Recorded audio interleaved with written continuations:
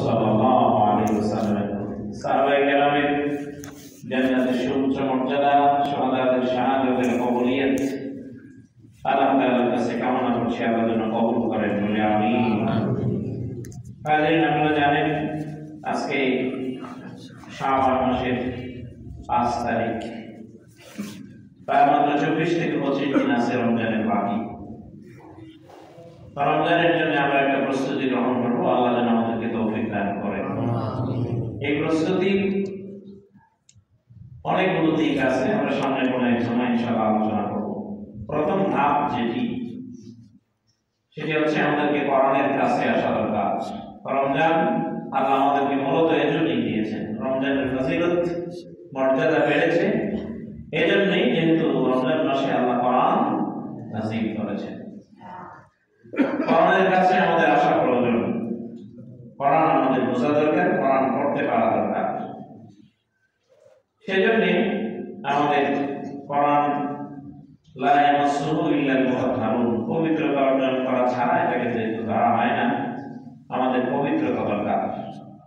পবিত্রতা বাহ্যিক এবং আত্মিক পবিত্রতা, যেটা হারাম থেকে দূরে থেকে নিজের উপার্জনকে আগে ফ্রেশ করা দরকার। আর না হয় কোরআন থেকে ফায়দা পাওয়া বড় কঠিন হবে। আমরা জানি যে আমাদের জীবনে যাদের বয়স এখন ধরেন 70 বছর, প্রথম 15 বছর বাদ দিলে তিনি কমপক্ষে 55 বছর রমজানের রোজা রাখছেন, 55টা রমজান পেয়েছেন। কিন্তু সেই পরিমাণ পরিবর্তন কি আসলে আমাদের জীবনে হয়েছে? একটি রমজানেই তো মূলত মানুষকে জাহান্নাম থেকে জাহান্নামীদের কাতারে শামিল করবে। আমরা রমজানের ফজিলতগুলো নিয়ে সামনে কথা বলব। তো কোরআন থেকে সূরা বনী ইসরাঈলের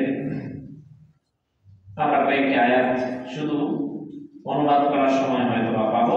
সুবহানাকা লা ইলমা লানা ইল্লা মা 'আল্লামতানা ইন্নাকা আনতাল আলিমুল হাকীম। 23 নম্বর আয়াত থেকে আল্লাহ তাআলা এখানে বেশ কিছু শিক্ষা আমাদের জন্য দিয়েছেন। তাআলা রব্বুক আল্লা তা'বুদু ইল্লা ইয়্যাহ। আমরা এটা নিয়ে অনেক ব্যাখ্যা করেছি, আলোচনা করেছি, আপনারা শুনছেন যে তোমার রব ফয়সালা দিয়েছেন, রায় দিয়েছেন, তুমি আল্লাহ ছাড়া আর কারো ইবাদত করবে না।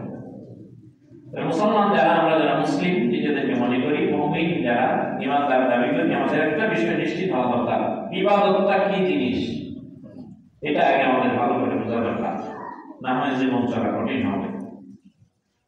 ইবাদত কি? ইবাদত যদি শুধু নামাজ, রোজা, হজ, যাকাত করা হয় তাহলে বাকি সময় কি?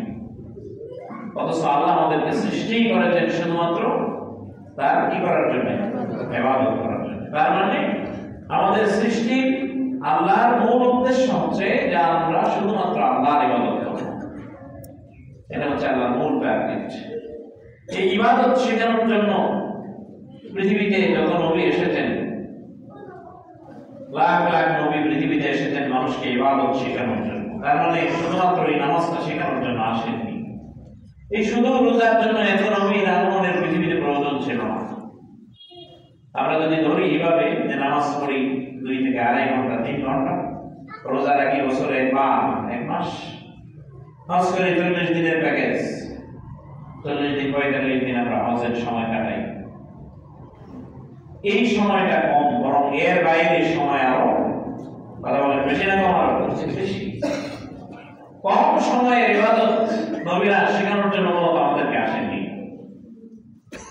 নবীরা এসেছেন পুরো জীবনটাতে কিভাবে ইবাদত করা লাগে, বাকি সময়টাতে ইবাদত কিভাবে হবে, আমার ব্যবসায় আমার ইবাদত কিভাবে হবে, রাস্তায় চললে আমার ইবাদত কিভাবে হবে। ইবাদত মানে হচ্ছে জীবন ব্যাপী, মৃত্যু পর্যন্ত চলবে ইবাদত। আপনি আসবেন সেটাও ইবাদত, আপনি কাঁদবেন এটাও ইবাদত, নিকটাত্মীয় মারা গেছে আপনি সুখ পালন করবেন এটাও ইবাদত। পৃথিবীতে যত নবী এসেছেন সব নবীদের কথা ছিল একটাই, ইয়া কওমি আবুদুল্লাহ, ও আমার জাতির মানুষেরা ইবাদত করো আল্লাহ।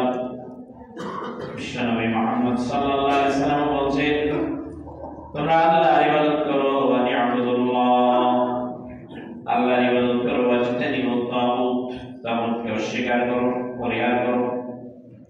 ইবাদতকে কেমনে করবে?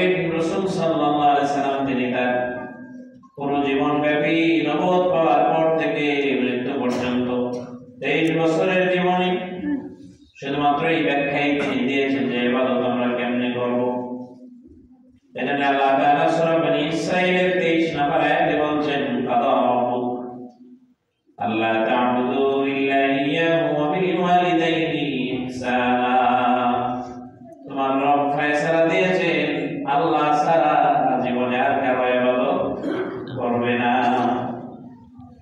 ওয়া বিল ওয়ালিদাইনি ইহসানা, পিতামাতার সাথে সদয় ব্যবহার করো, ভালো ব্যবহার করো। এক্ষেত্রে সর্বোচ্চ কথা হলো রাদিয়াল রাব্বি রাদিয়াল ওয়ালিদাইন ওয়া সাখাতার রাব্বি সাখাতিল ওয়ালিদাইন। আল্লাহর নবী বলেন, পিতামাতা যদি কারো উপরে সন্তুষ্ট থাকে তাহলে আল্লাহ তার উপরে সন্তুষ্ট হয়ে যায়। ওয়া সাখাতির রাব্বি সাখাতিল ওয়ালিদাইন, সঙ্গত কারণে পিতামাতা যদি কারো উপরে অসন্তুষ্ট হয় তাহলে আকাশের মালিক তার উপরে অসন্তুষ্ট হয়ে যায়।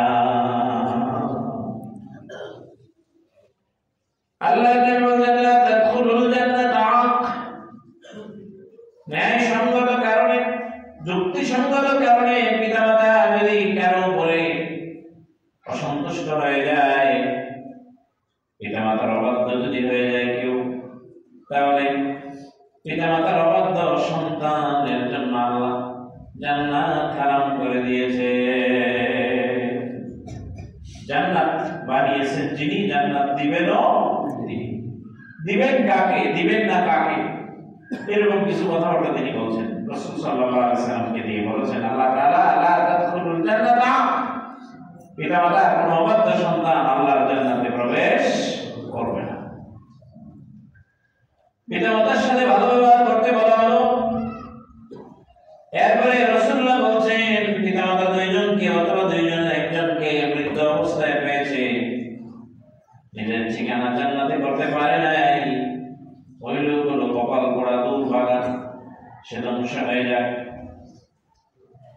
আল্লাহ রাব্বুল আলামিন সূরা বনী ইসরাঈলের 24 নম্বর আয়াতে এটার ব্যাখ্যা দিয়েছেন এবং আল্লাহ শিখিয়েছেন, তোমরা তোমাদের পিতামাতার জন্য দোয়া করো, রব্বিরহামহুমা কামা রাব্বায়ানি সাগীরা।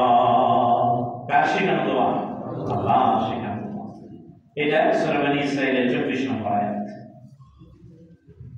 রব্বুকুম আ'লামু বিমা ফি নুফুসিকুম ইন তাকুনু সালিহিন ফাইন্নাহু কানা লিল আওয়াবিন গফুরা। রাসূলুল্লাহ সাল্লাল্লাহু আলাইহি ওয়াসাল্লাম একজন সাহাবী, তিনি আল্লাহর রাসূলকে যা বললেন, ইয়া রাসূলুল্লাহ, আমার তো পিতামাতা দুজনই মারা গেছে, তাদের হক কেমনে আদায় করব? রাসূল সাল্লাল্লাহু আলাইহি ওয়াসাল্লাম বুদ্ধি শিখিয়েছেন, তাকে শিখিয়ে দিয়েছেন কেমনে পিতামাতার সাথে সদয় ব্যবহার করবে।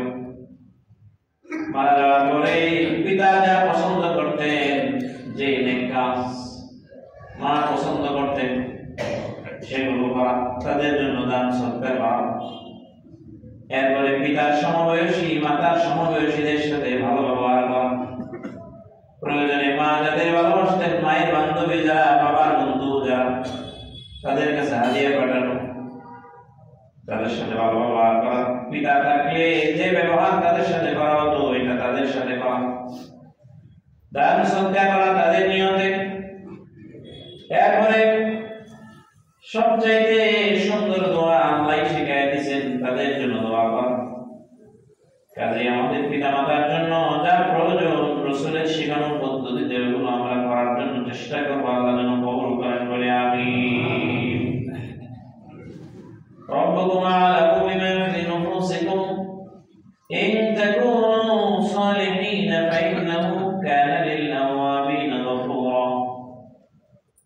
আল্লাহ তাআলা এখানে শেখাচ্ছেন, বলছেন রব্বুকুম আ'লামু বিমা ফি নুফুসিকুম, রব তিনি যিনি তোমাদের মনের খবর জানেন।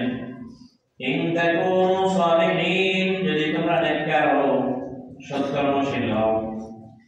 পিতামাতার সাথে ভুলে অথবা আনফরচুনেটলি কখনো যদি কোনো ভুল কাজ হয়ে যায়, আল্লাহ তাআলা বলছেন ফাইন্নাহু কানা লিল আওয়াব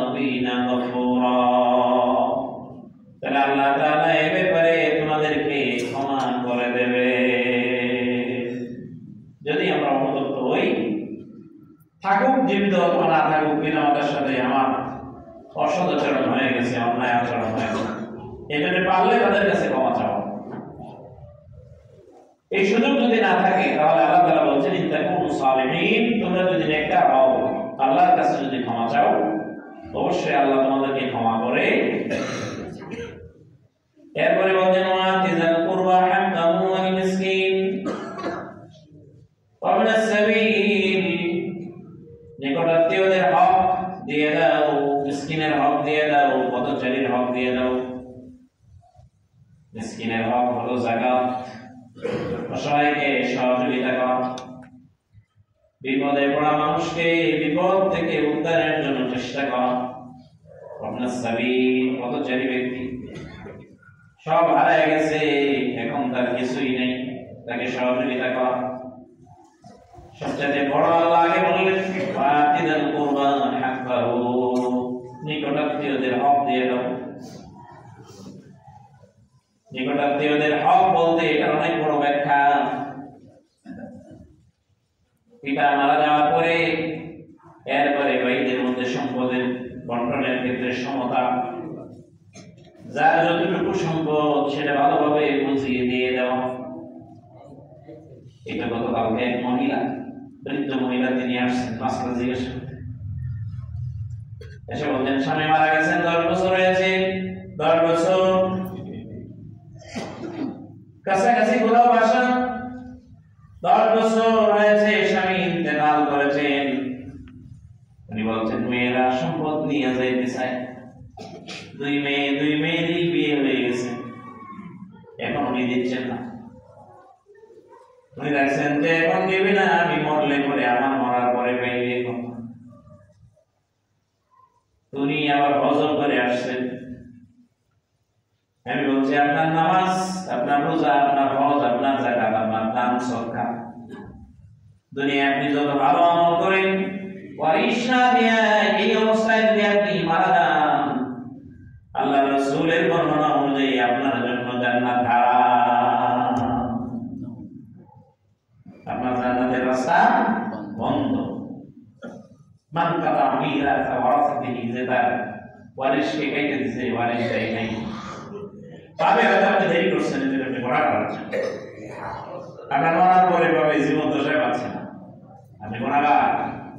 কারণ আপনি তার স্ত্রী হিসেবে আপনি কতটুকু সম্পদ পাবেন এটা আল্লাহ কি করছেন, ভাগ করে দিয়েছেন। যে সন্তান থাকলে 8 ভাগের 1 ভাগ পাবেন, সন্তান না থাকলে 4 ভাগের 1 ভাগ পাবেন।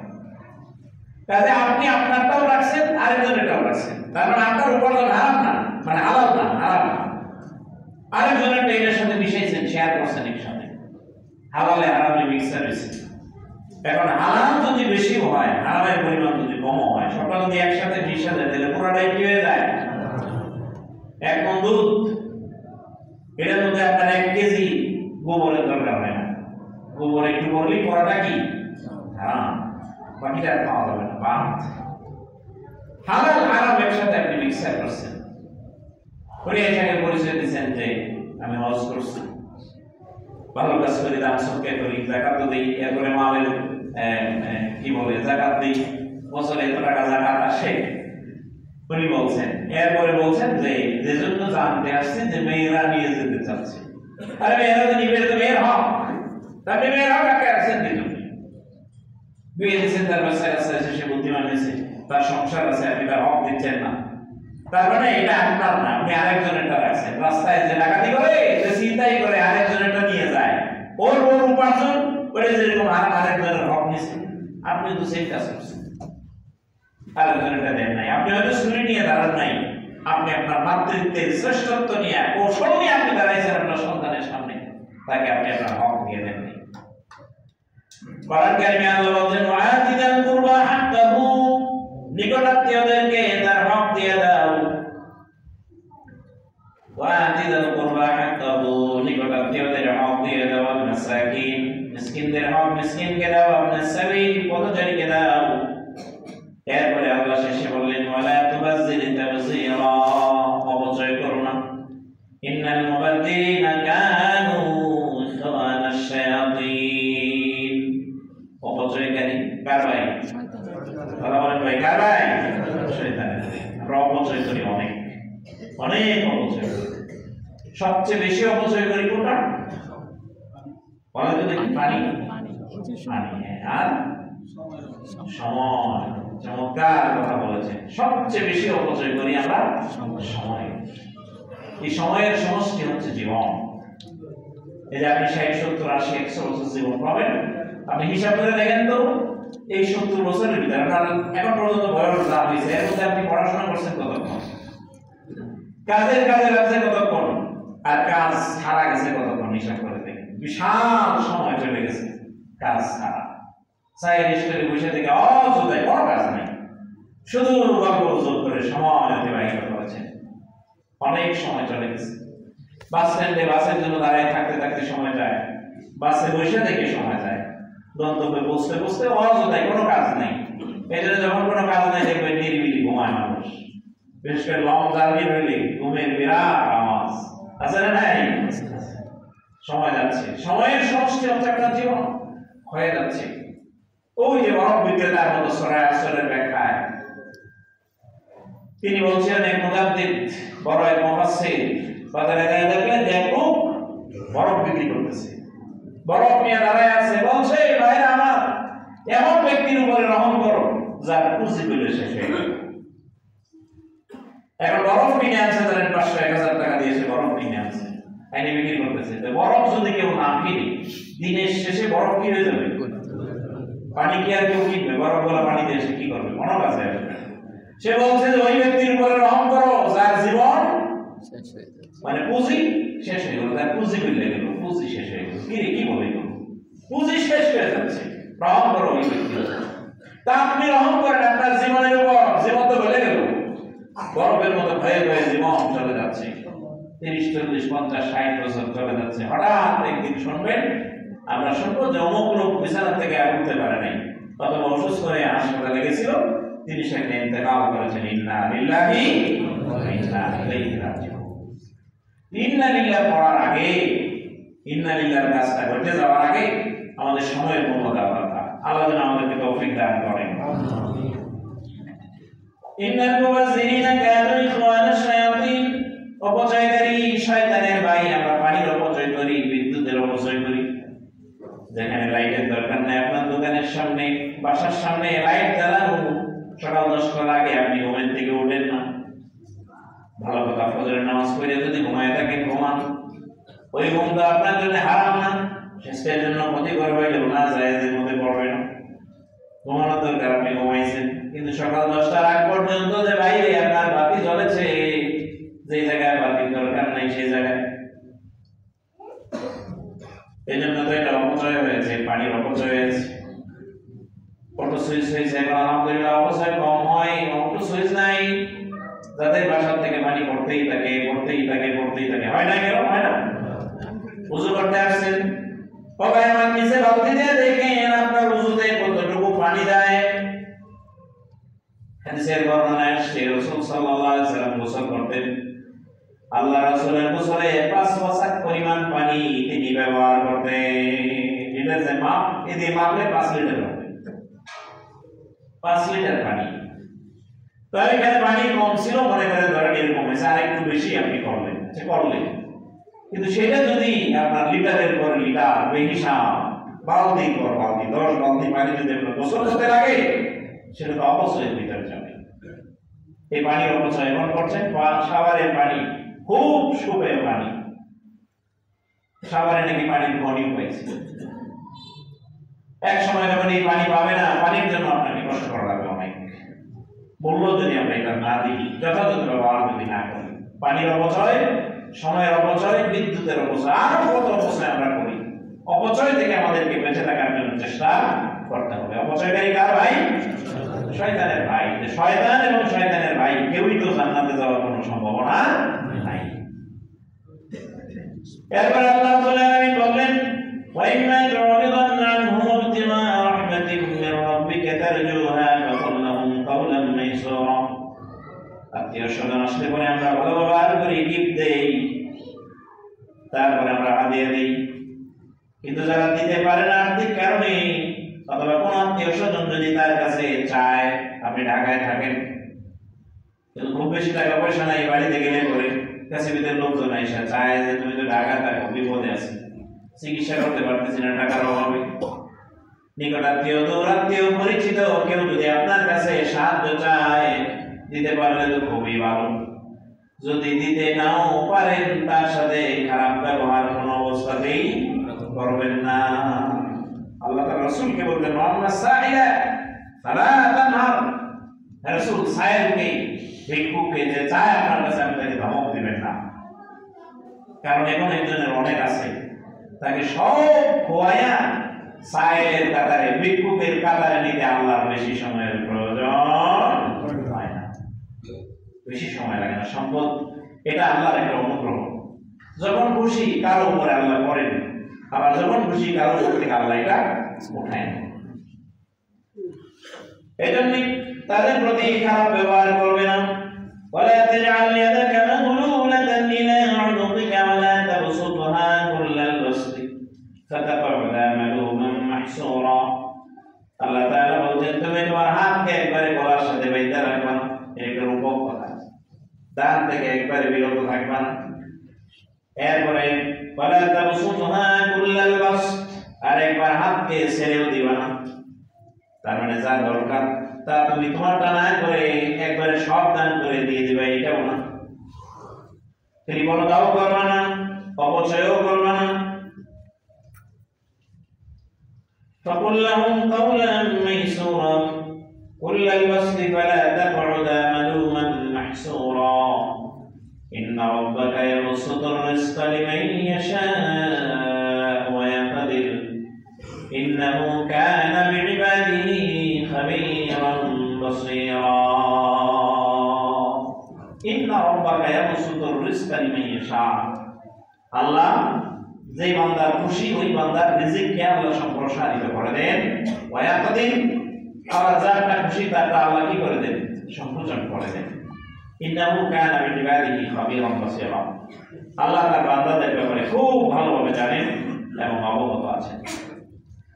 ওয়ালা তাকতুলু আওলাদাকুম খাশিয়াতা ইমলাক, দারিদ্রতার ভয়ে সন্তান হত্যা করো না। সন্তান বেশি হলে পরে কি খাওয়াবো, এই ভয়ে তুমি সন্তান হত্যা করবে না।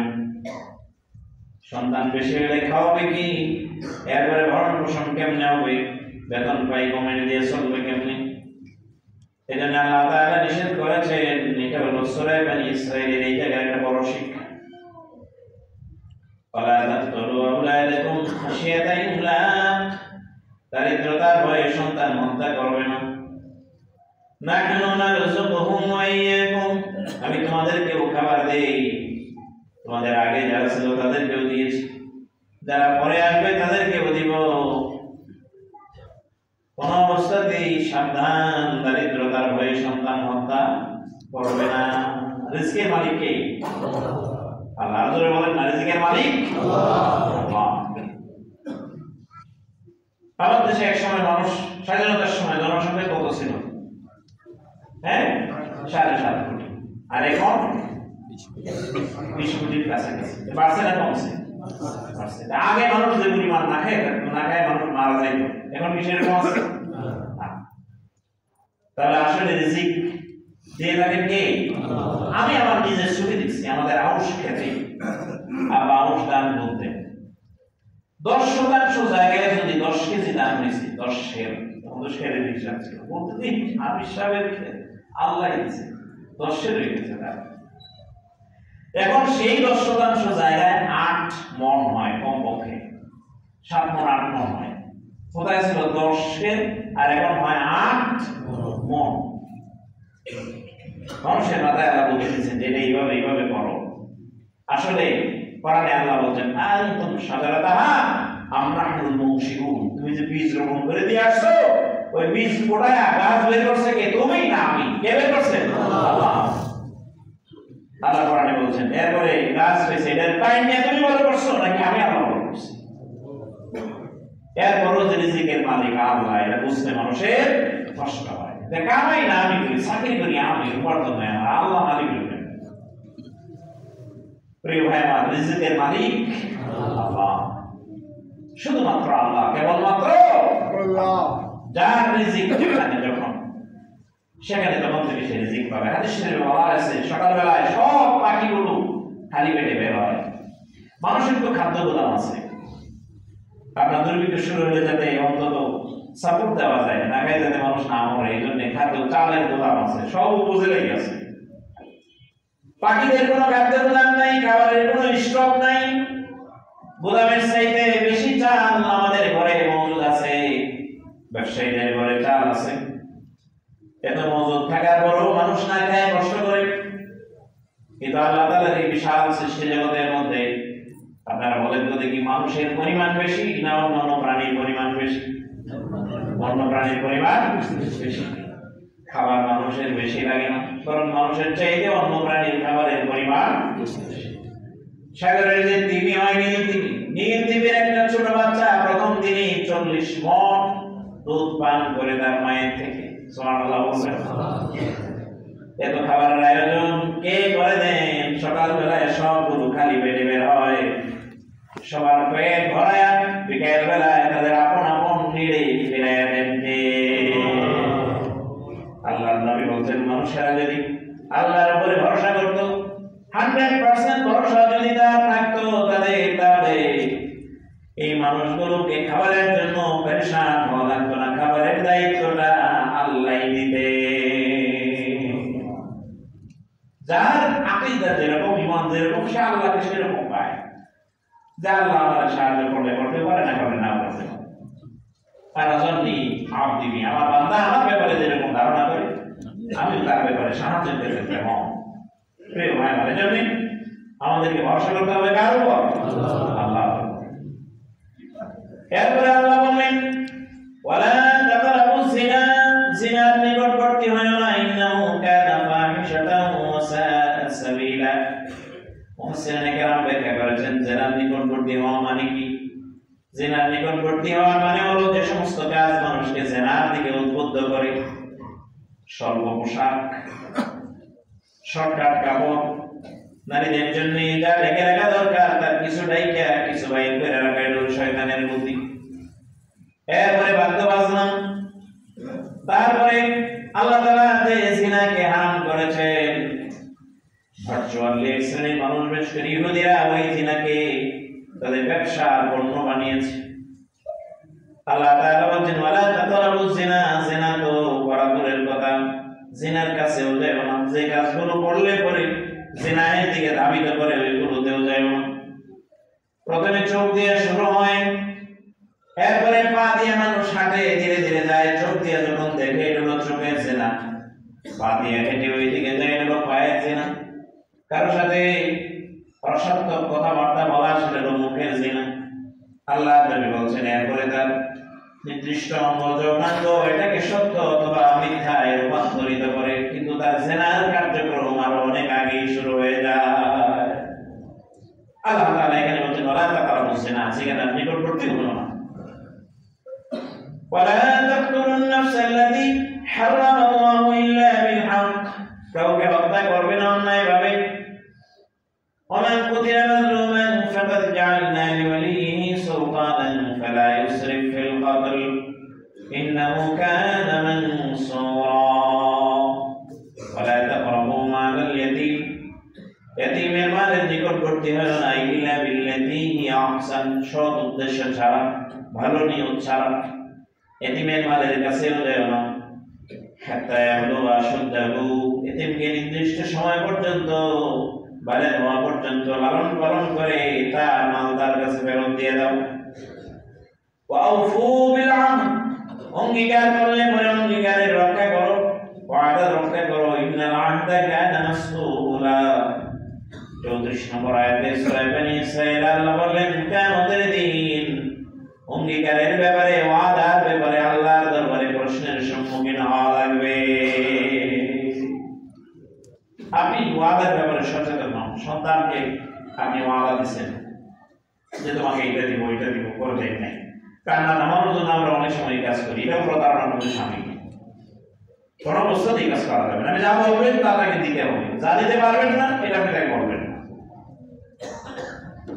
আর ওয়াদা খেলাফকারী আমাদের নেতৃস্থানীয় লোকজন যারা, দেশের যারা কর্ণধার, দেশ যারা পরিচালনা করে বিভিন্ন সময় যুগে যুগে কি যে ওয়াদা জাতির মানুষের সাথে দেয়, এরপরে ওয়াদার ধারে কাছেও নাই, আছে না নাই? এরকম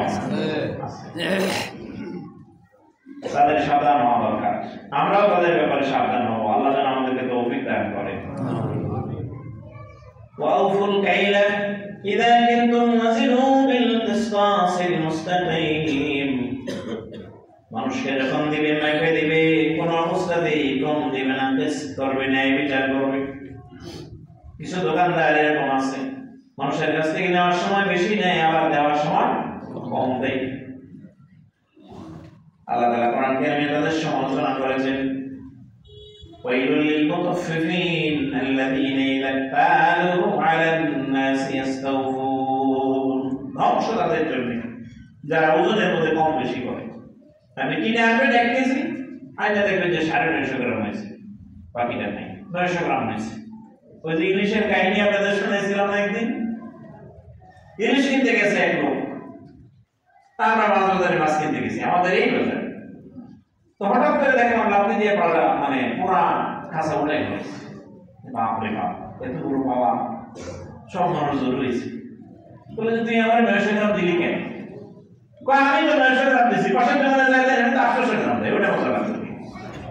কি আজিব ব্যাপার, ওইটা নাকি 800 গ্রাম 1 কেজি। বিষয় হচ্ছে ওই লোক সেনাবাহিনীর লোক, সিভিল বেসে গেছে, ইলিশ কিনছে, কিনলে বলে দিছে, তো বলছে মাপ ঠিকঠাক মতো দিও। হ্যাঁ দিছি, দিছে পরে পাশে আরেক দোকানে নিয়ে মাপ, তরকারি দোকানে নিয়ে মাপ দিছে, দেখে কম কিনি 1500 টাকা কেজি ইলিশ, এর মধ্যে যদি 500 গ্রাম না থাকে 2-3 কেজির মধ্যে অবস্থায় আইসাই মনে করেন যে বেলা দিয়ে পোড়া কাঁচা ইলিশের কাঁচা উল্টাই করেছে। ওই বেলার না শক্তি আছে উল্টাইছে, আমি কি করতে পারবো? কিছুই না, এই যে কম দিল সমস্যা কি? তোমার নাম বসলে দাম বেশি নিবা, তাই বলে 1 কেজির কথা বলে 900 গ্রাম দেওয়া, এটা হারাম না হারাম? কোনটা হারাম? বিলকুল হারাম। এই ওজনে যদি কম বেশি দেওয়া শুরু হয়, জাতির মধ্যে রোগ, এমন রোগ আল্লাহ তৈরি করে দেন যেগুলোর কোনো ঔষধ ওই জাতির মানুষেরা খুঁজে পায় না। এরকম রোগ আছে না নাই? এগুলো আমরা আমাদের নিজ হাতে কামাই করছি। আল্লাহ তাআলা আমাদেরকে হেফাজত করুন। ওয়ালা তাকফু মা লাইসা লাকা বিহি ইলম, যে ব্যাপারে তোমার জ্ঞান নাই ওই ব্যাপারে ফতোয়া দিতে যাও না, কথা বলতে যাও না। ইন্নাস সামআ ওয়াল বাসারা ওয়াল ফুআদা কুল্লু উলাইকা কানা আনহু মাসউলা। নিশ্চয়ই তোমার শোনা, তুমি যা শুনেছো তোমার কান দিয়ে, এরপরে তুমি যা দেখেছো তোমার চোখ দিয়ে। ইন্নাস সামআ ওয়াল বাসারা ওয়াল ফুআদা, এবং অন্তঃকরণ, কানা আনহু মাসউলা, এগুলো সম্পর্কে হাসরের দিন আল্লাহ অবশ্যই প্রশ্ন করবেন যে কি শুনছো তুমি। এজন্য অন্যের কথা শোনার জন্য আড়ি পেতে থাকা, কান লাগায় কি বলি, কান কথা শুনতে যাওয়া, এগুলো নিষেধ। আল্লাহ যেন এগুলো থেকে আমাদেরকে হেফাজত করেন। ওয়ালা তামশি ফিল আরদি মারহা, সর্বশেষ জমিনের উপর দিয়ে অহংকার করে হেঁটো না, অহংকার করে জমিনের উপর দিয়ে হেঁটো না। ইন্নাকা লান তাখরিকাল আরদ, তুমি জমিনকে ফাটায় ফেলতে পারবে না। ওয়ালা তাবলুগাল জিবালা তুলা, আর তোমার মুখটাকে তুমি পাহাড়ের চাইতে বেশি উঁচু করতে পারবে না। আল্লাহ অহংকারীকে পছন্দ করেন না। অহংকার আল্লাহর চাদর, বলেন অহংকার কার চাদর? আল্লাহর চাদর। জমিনের উপর দিয়ে যখন হাঁটবে, নম্রতার সাথে, ভদ্রতার সাথে জমিনের উপর দিয়ে হাঁটো। আল্লাহ আমাদেরকে শিখাচ্ছেন অহংকার করো না, অহংকার থেকে তুমি তোমার নিজকে বাঁচাও। অহংকারকারীকে আল্লাহ অবশ্যই পছন্দ করেন না। হাদিসে কুদসিতে আল্লাহ নবী বলেন, কিবরিয়া ইজারি, বরত্ব অহংকার এটা আমার চাদর। কেউ যখন অহংকার করে সে যেন লুঙ্গি ধরে টানাটানি করে, তাকে লুঙ্গি পরে বাইরে বের হচ্ছেন, দুইজনে যদি আপনার লুঙ্গি ধরে টানে, আপনি যারা বন্ধু মনে করবেন না, অবশ্যই মনে করবেন যে আমার বেসতর করতে চায়। আল্লাহ বলছেন আল কিবরিয়া ইজারি, বরত্ব অহংকার হলো আমার লুঙ্গি। যে অহংকার করে সে যেন লুঙ্গি ধরে টানাটানি করে। আউযুবিল্লাহ বলবেন না। আল্লাহ আমাদেরকে হেফাজত করুন। বলেন আমিন। সূরা বনী ইসরাঈলের এই শিক্ষাগুলো নিয়ে আমরা আমাদের জীবনটাকে অতিবাহিত করব। আল্লাহ যেন আমাদেরকে এই শিক্ষাগুলো নিয়ে ওই আলোকে জীবন গঠন করার তৌফিক দান করেন। বলে আমিন। আমাদের তৌফিক দিন।